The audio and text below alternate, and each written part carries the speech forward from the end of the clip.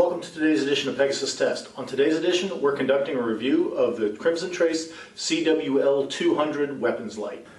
Today we're doing a review on the Crimson Trace CWL200 Weapons Light. Previously we've done a review on the CWL101. And the differences between the two are the 101 was designed for KeyMod and or M-LOK mounts. The CWL200 is designed for a Picatinny rail mount. And the two are not interchangeable in that respect. Another difference between the CWL101 and the 200 is the number of batteries it holds. The 101 is a one battery light. The 200 is a double battery CR123 light. It puts out 900 lumens of light. So that is a super nice feature. Also, it's very economical. Under $50 from several people right now. Several vendors are offering this light. I had to take advantage of it. And also on my primary M4 here, it was a nice upgrade. The previous light I had was a 500 lumen light. Now I've got 900, so nearly a 50% increase.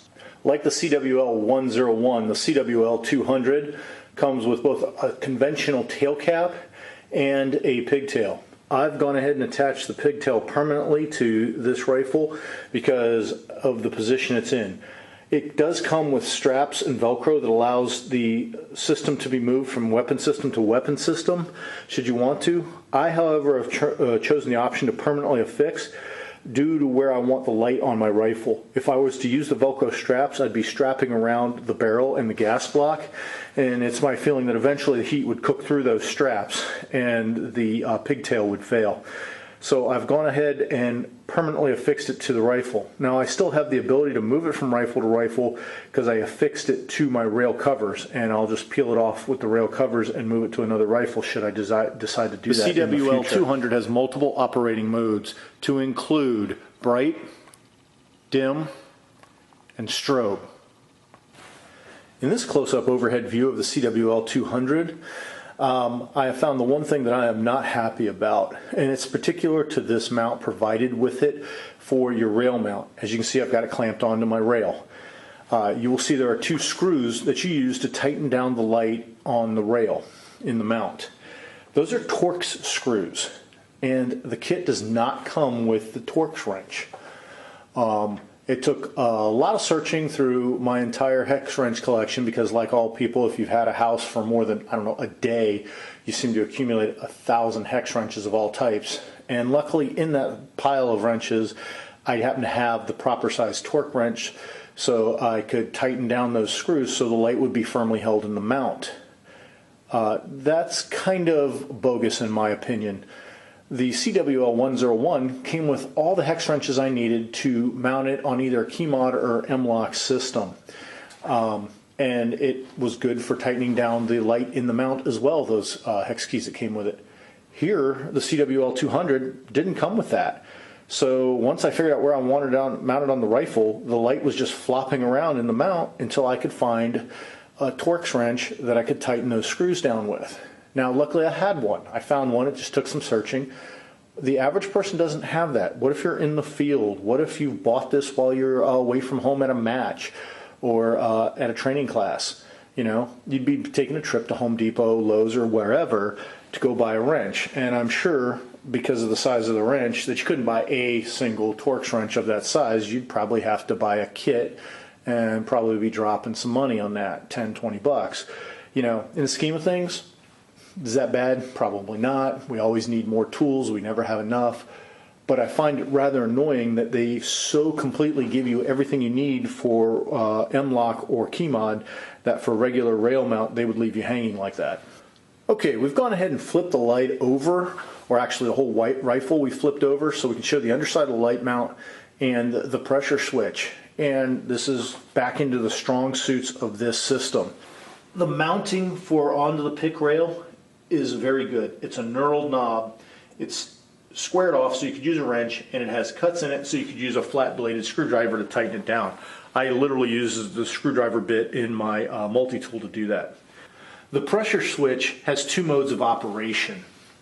You have this one, which is momentary on-off. You have this one, which is constant on. To switch between your modes of operation, you just press until you get the one you want. You can cycle through.